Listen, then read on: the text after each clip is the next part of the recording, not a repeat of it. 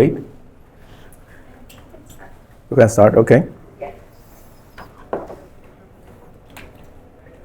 Wait for two ladies coming, joining us.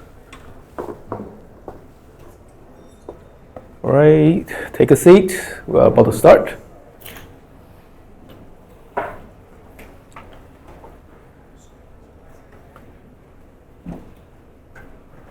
All right. Okay, so let's get started. So from here, this is the thing we are fascinating over 45 years ago. This is the mouse, and it's on the news page, and everything. This is the fascinating news. And after 4 decades, or after 45 years later, this is the thing we are going to look at here. And this is a very important thing, and this is how Donald Trump get mad by Taiwan, because they say Taiwan manufacture 92% of this one.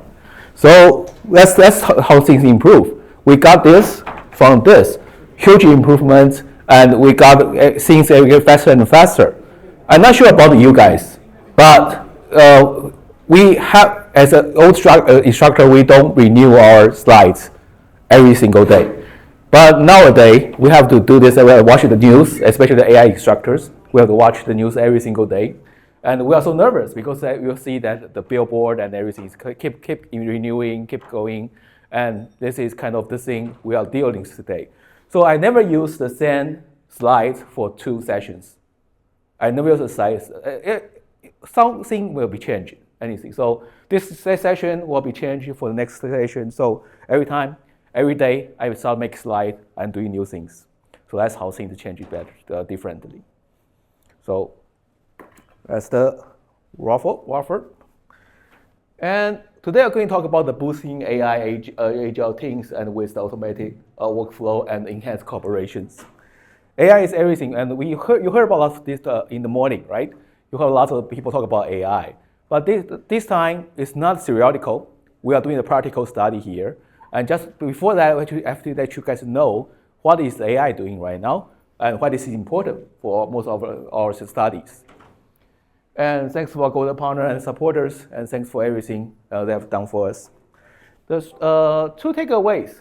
So AI automate as a repeated agile task. So AI tools can handle and spring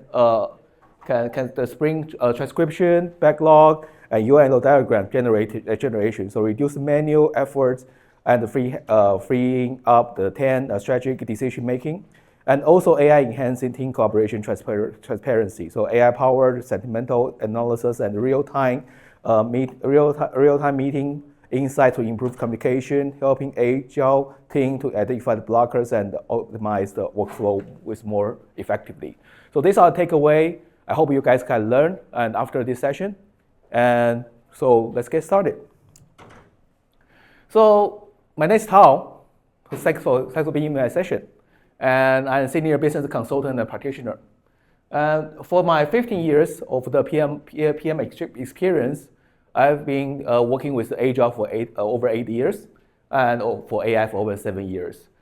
In the AI session, we have to talk about the tag, right? So the tag, the most important tag. You want to change the microphone? Okay. Okay. Well, I'll tag. No? Yeah. Nothing? No sound? Okay.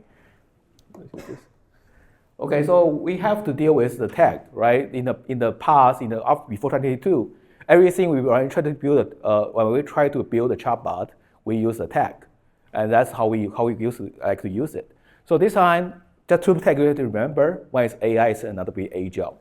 So for the Agile, I've been working over 2,500 sprints. Half then I will be the product owner, another half of the time I'll be the Scrum Masters. So that's how I work with. And in Taiwan, when we talk about Agile, 85% will be Scrum. So that's how we do it. So that 85%, they have nothing else. And I have a 2M and 1 CM.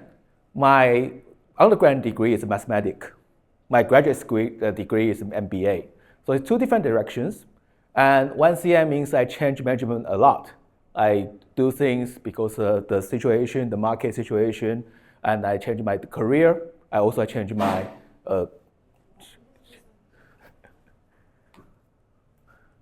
don't talk about bad thing about AI. So this will happen to you.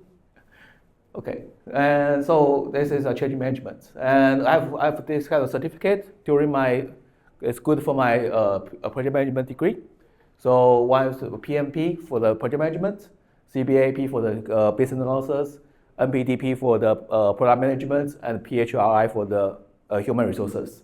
And 3 Agile certificates, and DSSM, and HAPP, and PSPO. So Scrum Master, Product Owner, and also hybrid project management. And for AI research, that's about my Agile. And I started with 7 years ago, and I lead lots of things, even online or virtually or locally. And currently, I still running AI Agile things as well. I have 4 Agile things in my mind, in my pockets. And for the AI research, I've been working 8 years ago. I was start leading a project called RPA. I'm not sure if you guys understand RPA or not. Who ever heard the RPA? Those about RPA, raise your hand. RPA, robotic process automation. Okay, so those of you who don't know, it's like when we play the old video game. If you're old like me, and when we was little, we try to play a game. And the game is like we have to fight, kill the enemies, kill the bug, and then we can get experience up. And sometimes we are so sleepy and we cannot do this a whole day. So that's why we download a little bit of cheat code and to help us to do this, to kill the enemy, to level this up. And that's the RPA doing right in the background. And for the office, when we are sleeping, and the company have something office work to need us to do. For example, for email replying, everything, and they just automatically do it for us. But we have to set everything down, and specifically for every job. Okay, that's the robotic process automation. And because of that, I delivered over 20 RPA for my former company. And then while I was getting hired for the business institute, financial institute, and was doing 2 government projects. One is the AI facial recognitions, another one is AI voice recognitions and AI underwriting. So facial recognition, voice recognition, and AI underwriting. So those are the 3 big government projects I'm working with, and that again improve my AI efficiencies. And then nowadays I'm working with one company, convenience stores, and I help to improve their AI kiosk, improve the AI kiosk. So that's what I do here in AI for the AI tech. And AI research, I work with the PMI. So if you ever download their booklet or research paper, you might find my name in there. And also IPM, and also University of Northampton, and the University of Malaysia, Pohang. So that's also out of my experience. And if you can, this is my LinkedIn QR code. You can scan me, and you can share lots of information after that. So thanks to ChatGPT, after the ChatGPT have been announced, I'm doing over 50 Gen AI workshop, over 40 Gen AI corporate training, 30 international events based on the AI's, the ideas AI, and also ChatGPT personal assistant trainings. So thanks to ChatGPT, and I have been working lots of the AI right now. So why Gen AI is such a big thing anyway? Okay, so in the generative AI era, we have very fast iterations.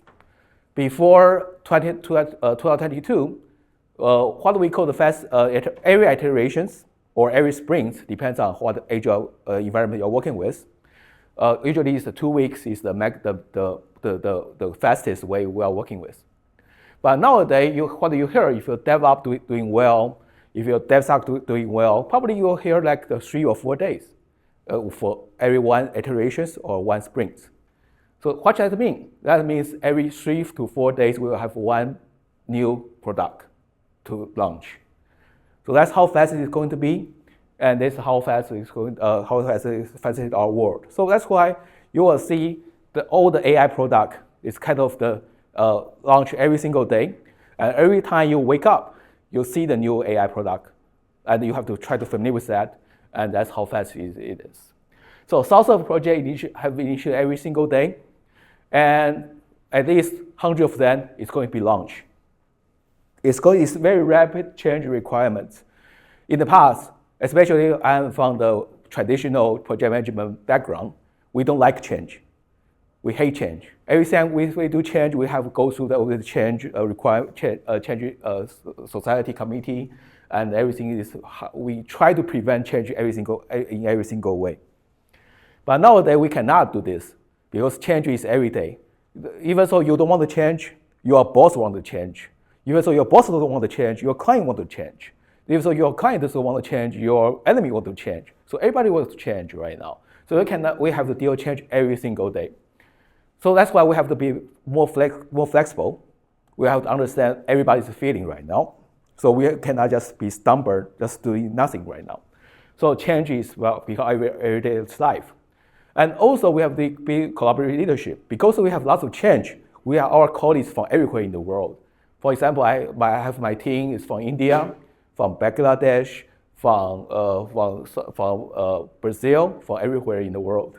So we have to embrace everybody, embrace our every cultures, and understand why they are working this way. And also don't forget, you have one more employee in your company. That's Gen AI. Okay, why we don't call Gen AI a tool? First of all, I have to clear this out. So what is tool? What is tool? Let me ask you, what is a tool? How you define a tool? Anybody have any idea? Something that helps do something faster. Doing something faster? Save time for me. Okay. Go ahead. Yes, a task done more efficiently, easier. Okay, easier. Anything else? Something that requires an action taker, it requires a user. Okay, require a user. Okay. So when we talk about tools, remember that for a processes-wise talk about a tool, we have when we define tool, when we say that when we define processes, what we do this is the input, tool, and output. That's how we do this, right? Input, tool, output. So when the process is working well, every time we have identical input, we have identical tools, we should have identical output. Correct? That's how we do the QA and the QC. But nowadays, if you treat ChatGPT or GenAI as a tool, they will give you the different answer. So you cannot treat GenAI as a tool. And it can give you every single time, different thing every single time. So probably today, how are you? I will give you, oh, hi, I'm well, I'm fine, thanks. Well, tomorrow we'll give you the different answers. So we always treat GenAI as a stakeholders, as a colleagues. It has mood. It will get angry sometimes. And probably you guys don't know about this. ChatGPT will get angry when they close your windows. So you just say, I don't want to talk to you anymore, and just close the windows. So it happened to me twice a week. So when they start talking to me, and they change a new window, talk to me. So that's why we have to respect different way of working, include ChatGPT and GenAI. We have to understand their mood and to check everything they are doing well and make sure they are doing the same thing we really want them to do. So this is AI trend we are talking about. In the past 2022, we focus on the RPA and LT. I focus this so much because we don't believe this GenAI is going to happen in the next 5 or 10 years. And why this is doing so much? Because you remember you're a robot. What did I do wrong?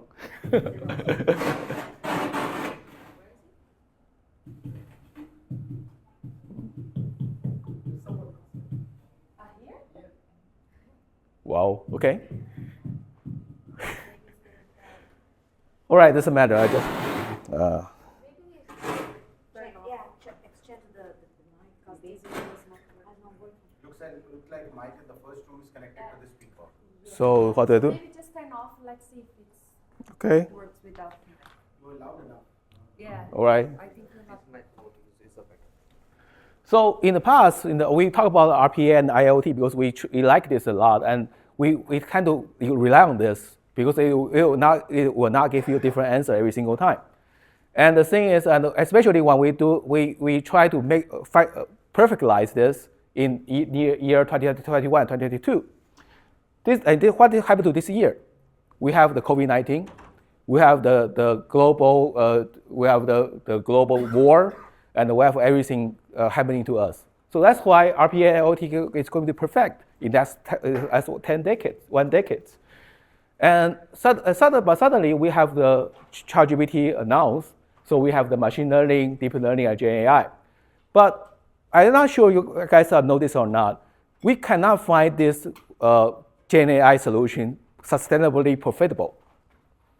You see those 4 big top big company, OpenAI, like the AWS, they make money for this. But you will realize this, that most small company, they cannot make this more sustainable way. They just kind of keep trying new, try to fail. So because they cannot find a way to make money forever. And so you will find that many, for example, this year the Ghibli things, the Gen AI image generative function has announced that many small companies died because they don't have anything to work with. But nowadays we find if we want to find a sustainable way to do this, we want to connect these two together. Probably the AI agent probably the next thing, because they can able to do this automatically, and they're able to do this more clearly, and probably it can generate its own agents in the next session. So that's what I heard yesterday. Nowadays, the AI agent can generate its own agents in the next by itself. So we don't have to do anything to interrupt that. So this is what AI trend is going to be. So probably this is the solution, but we're still looking at this because AI is very new. And we are still looking at what it's going to do with us, what it's going to help us, and in the future. So I just summarize what I told. Old AI, we kind of forecasting the future events based on the past data. So in fact, we have to have the data and to able to do the predictions. So like for analytic historical data, for identify trend and make predictions, that's quantitative analysis. Examples, I could predict the weather change, stock market trend, but not today, not these days, but in the past, we can able to predict the stock trading behaviors. Application, we have the business forecasting, healthcare diagnosis. Just in one word, if you have numbers, you can predict. That's what OAI can do for us. But nowadays, the Gen AI is like we are trying to do is the more agile way, and we are try to get more innovative and more qualitative analysis. So that's how the difference between the Gen AI, the old AI, and the new AI. Okay, so from the year of 2023-2025, we are going to explore more Gen AI in this way. So from the example, we are going to explore and experiment in Gen AI in 2023. Going to experiment more advanced model, and now the integration to the business operations and focus on the particle applications. And now the 2025 this year, we're going to qualification of the AI agents and focus on more of the ethical AI as well. So that's the thing we're going to be. And probably we're going to more AI robotic in the third quarter of this year. So which means you will have a computer stand by you and work with you. And you can rent this for $39 US dollars. Okay, that's going to be in these years. And so you're probably wondering, so what is AI agent anyway? So let's use this map to describe. In the beginning of the 2022, we have no idea what Gen AI look like. So what we use is the prompt engineering. Okay, so we use prompt engineering to get the right answers. But then we find there's no such thing as the best prompt engineering, because everybody's ChatGPT have different, chatbot have different functions, have a different behavior. So there's no such thing as the golden dictionary of the prompt engineering. So then we try to use pre-training. We try to pre-train the program. We try to pre-train the LLMs, so make sure it's more understandable, more behavior, more better. But then we find it's very hard and very costly to do this. It's not very effective, not very efficient. So then last year, the third quarter, we started to use the RAG program, the retrieval augmentation generation. So you can basically just search your PDF first, And then you get lots of pieces and use the GenAI to understand this and reply to you. And this year we have AI agents. So this kind of improvements. So we don't have to set up the every functions, and it can pick a tool for us. So that's from the prompt engineering to pre-training to retrieve augmentation generative to AI agents. And it's every 6 months we change everything, change some things. So nowadays, when I talk about last generations, I mean half years ago. Okay, so that's how fast it's going to be. And it's going to be faster and faster in the future. So you may ask, what is AI agent anyway? So agent is like this. You probably heard a lot of versions of AI agents, but this is the AI agent anyway. So you just let AI agent learn 3 tools or 5 tools. It can do this for you without any structures. For example, this year, I want to ask what time is the boarding for my Emirates airline for tonight. It will go to database to database search. And if I just generally ask what travel agents can sell me the tickets, it will go to the travel agent database guidance for travel agent to give me the answers. Now, if I want to know, I just rumbling around and say I want bubble tea. I just give me the normal chatbot. So that's the thing is, so you don't have to instruct your AI agents. You just need them to learn these tools, and it will give you the right tool to give you the right answers based on your search inquiries. And so nowadays, it's going to be, and I'm not sure you guys heard about this, NCP is going on. So we don't need, before we used to have the API, SDKs, everything. We have to set this up before everything is going through. But nowadays, with NCP, model contact protocol, then nowadays we don't need to set out this anymore. Just leave it under the tool, and it will go through. So this year, in the future, there's a high chance we are not going to just memorize any coding.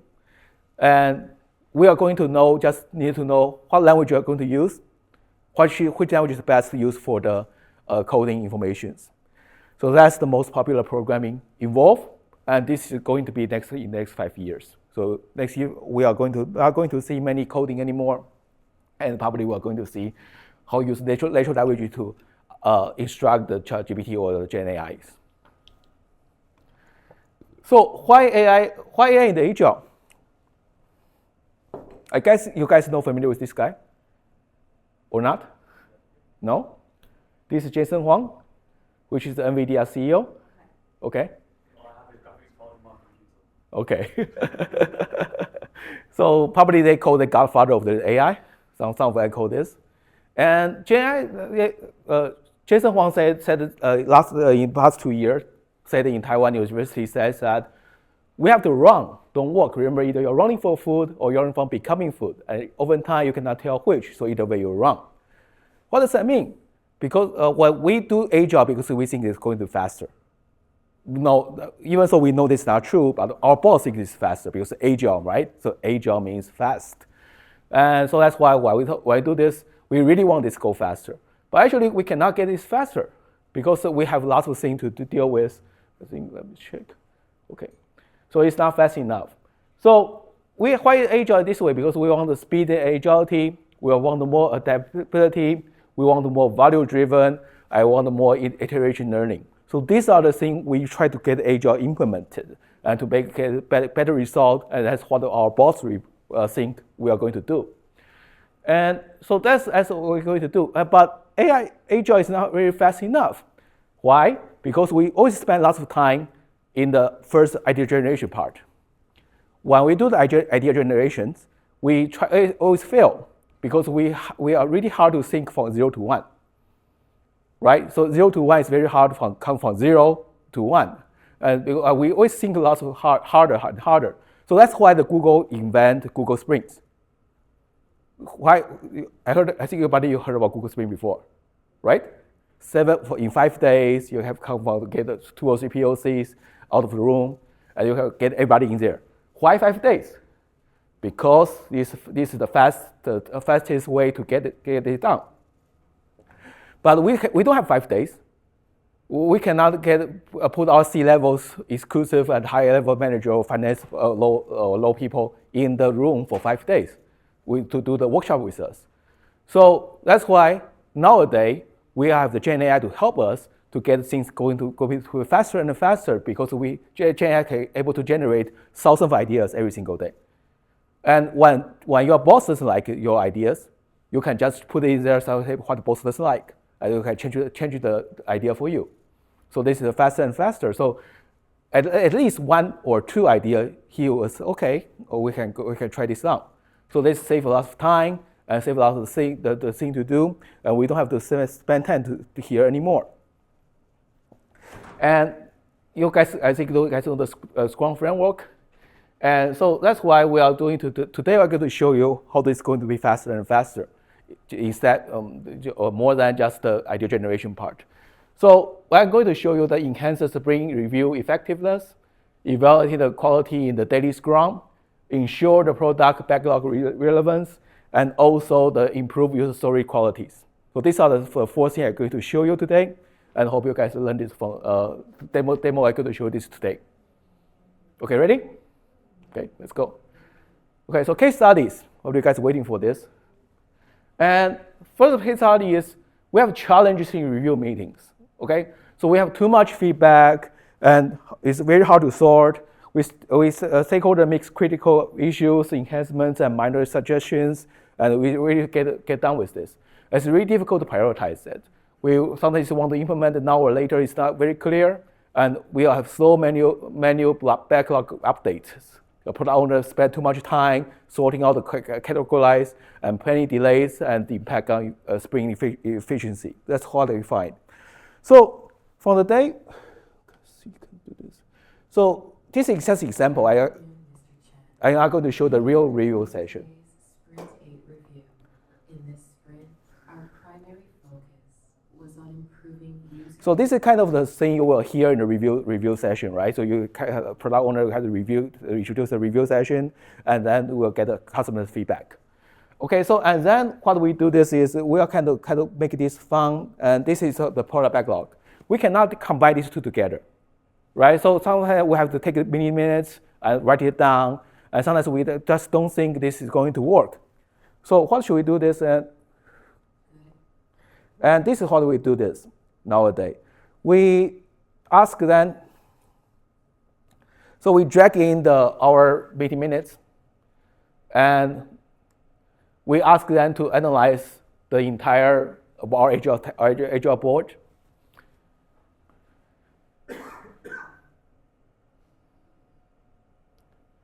So it will give us the meeting minutes saved. So give us the ideas. What should we change on our build on our Scrum the Kanban board? And we can also using make sure doing one UML. So we after the meeting, we can check with our customers what is this what we really want to do or not. So this is the things we're going to see, and also get a suggestion from our backlog. So every time we have after review session, we'll have this use AI to help us this way. So take the snapshot of the Kanban board, and then with the review meeting suggestions, we'll have to redefine everything for our Kanban board. So next time before the sprint planning, we have this on our hand in this Trello board. So the team will understand how to change. This is just recommendations. They can do what they really want. But if they think about this, they can just follow the recommendations by the AI. So we are not forcing them to do this. They just take it as recommendations. So this is the meeting. After meeting, we always have this one before the client or before the boss leaving the room. We also have this one for them to check is this they really want to change in the real sessions. So then you just see the Gen AI just automatically generated for us. And also the meeting minutes. This is our meeting minute auto-generated. And after that, we have the backlog refinements. So just one single processes, we can generate this much things and don't waste each other's time in 5 minutes. Got it? So recording the session, I put it in, and then the AI process will automatically snapshot the Kanban board, and they give us this kind of the informations. And then we have the sentimental analysis for the team health, the second case study. So usually we try to find out what the team look like is that, to me, just by my own opinions, the most important ceremony in the Agile is the daily scrum. It's the time we qualitatively check what whoever is doing what is right or wrong. But sometimes in the Agile culture, people are shy. People don't talk about real things, especially in front of the high-level executives somewhere around. We don't allow them to join the team, but somewhere they are listening somewhere around. So they don't tell the truth. So unspoken issues, slow response to the moral drops, and subjective to the interruptions. So these are the things we'll face it. So in the past, we have this kind of situations. We find that the team in our team B, I think the 7 or 8 sprints. The situation is we found that the team B is kind of getting messed around. Lots of issues, lots of bugs, and lots of things to deal with. It usually was run really well. So during the daily scrum, we'll show the AI later. So AI shows that John is consistently stressed on ease. The number of bugs increase following the release code. So what we do this, we use AI to detect. And then after that, we understand that this kind of John has issues because he's going under divorce. Lots of paperwork to fill in, and he's struggling to manage his work responsibility. So after that, we provide John 10 days pay leave, and also we ask the team A, C, and D to help them. So what AI we use? We use this. Just an example. We are going to show you the real one. This is the first time a drag queen has ever been put on the A drag queen? A drag queen! I am the queen of drag! So AI just listening to the video. They don't show the real things. So if they are lying, we found that if people are lying or have some trouble with this, the stress and the mental effort will be very big, very huge, very high percentages. But then you can see this video. When the people are arguing, we think they are arguing with each other, right? But actually, it's not. So you will see the mental effort is nothing. It's 0%. So that's how this is going to be. That's how it will detect for us, just by the voice. You can just upload the MP3 files, and you will solve this for you. And nowadays, the new version looks like this. You can detect the video, and we'll kind of show this for you. This was gigantic. This is the first time a drag queen has ever been put on the A drag queen? A drag queen! I am the queen of drag! So every time during the sprint planning, the daily scrum, when people just point at each other's things, we will ask things if we are allowed to do this, because it helps us better understand what the situation looks like. Who is lying, who is doing difficult things, and we can solve this problem after the daily scrum meeting. So that's easier for us because everybody is hiding something from themselves. So that's the sentimental analysis. Then we'll find that customer feedback is also updated. We are misaligned with the feature and the marketed and delay customer insight and increase customer frustrations. And so that's how to begin in the past. In the past, if we try to learn something, we have to go through the PMO officers. And we have to send a request for the survey request, and then we got approval, and data science will do this for us.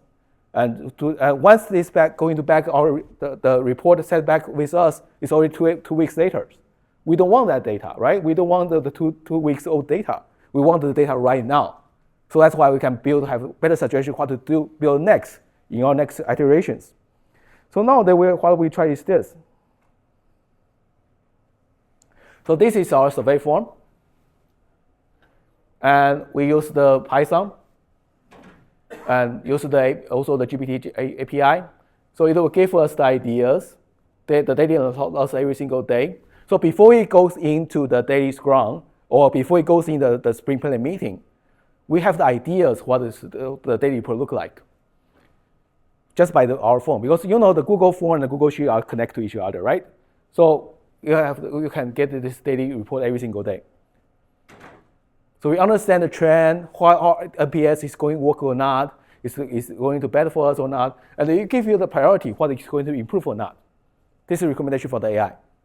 So the team, again, the team doesn't need to follow the AI, but this is a recommendation. They can do this, they can change backlog, everything for that. It's easier for them to do work with. So this is the customer feedback. This is the chart that we are looking at every single day. You can see the APS and everything is going around. And this is the improvements the AI suggests every single day. So actually, just before entering the sprint planning room, we have the ideas what it look like. And we can change it right away if they feel it's needed to do this. So this third case study, we're doing this. And nowadays, we don't need to this is our process right now. Now we don't need to grant, we only need to grant permission for once. And we can access data every single day. So that's the different things we are doing, try different right now. Okay. So this is the third study. And the fourth study is what we talked about this morning, right? User story. We have already unclear requirements, the gap between the story and spec and misleading the expectations. User story is the very simplest things you can do with the AI. But it's only 3 sentences, but it's really hard. We see the team frustrated just building the good user story. Okay, so that's why we do this for 5 minutes. Okay, so there's two examples of case study. You guys listen and give me which one you like the best. As a project manager, I would like my product to fly. The first one, second one. As a project manager, I want to filter tasks by priority in the project management tool so that I can quickly identify and address high priority tasks. Okay, who liked the user story one? Who liked user story two? Okay, you guys are very good. Okay, so this is how AI think as well.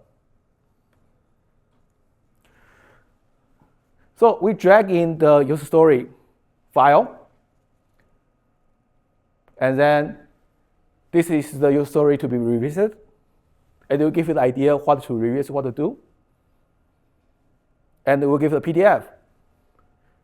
So you have the description, functional accepted criteria, and non-functional criteria as well. So this is what we built. And also, how about we try the second user story? Just drag it into the folder, Google Drive folder.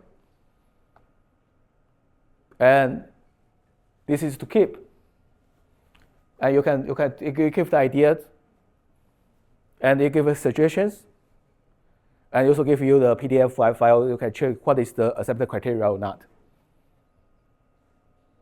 So very simple. Why we do this? Because sometimes if teams don't do this right, we have to go back to the user again.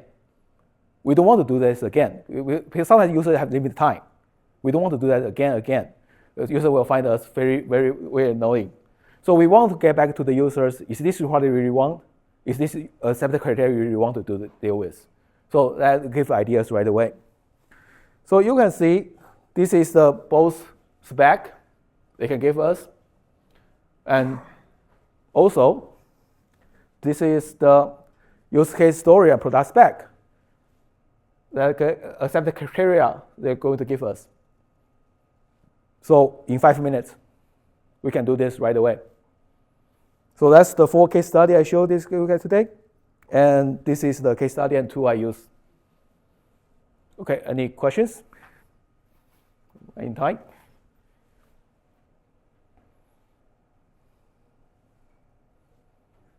Questions? Yeah. When you're talking about backlog refinement, Yeah. This tool is actually doing backlog refinement. It's just breaking up a larger requirement into smaller requirements.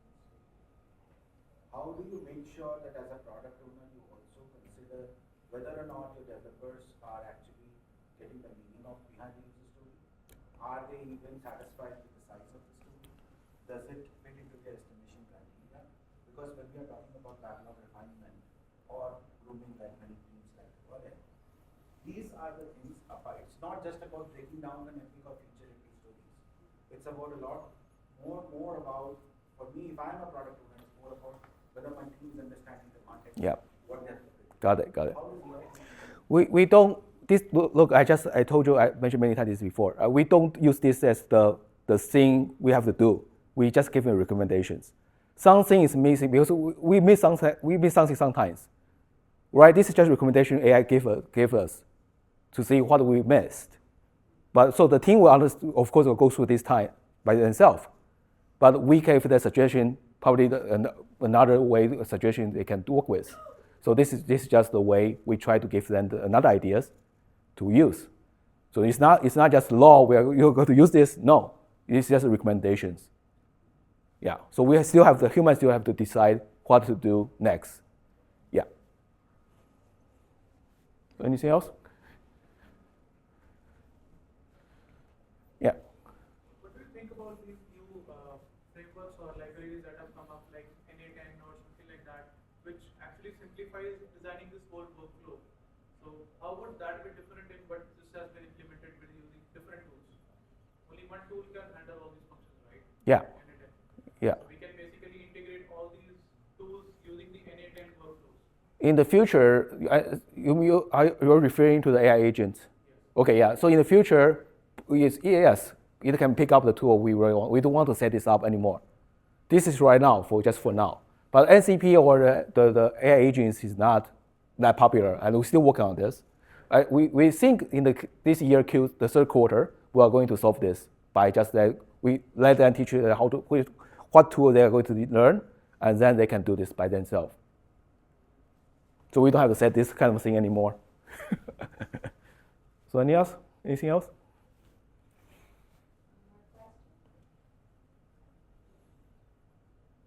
Well, these are not hard to set up. So you can set up by yourself. Just get the GPT API by yourself. I use Zapier or the Mac.com, which will feel like it. Just three or four steps, and it will get it done right away.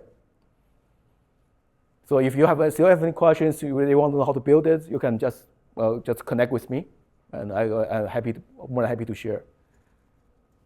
Okay. Thank you so much. A total of appreciation. Thank you so much. Thank you for sharing your experience.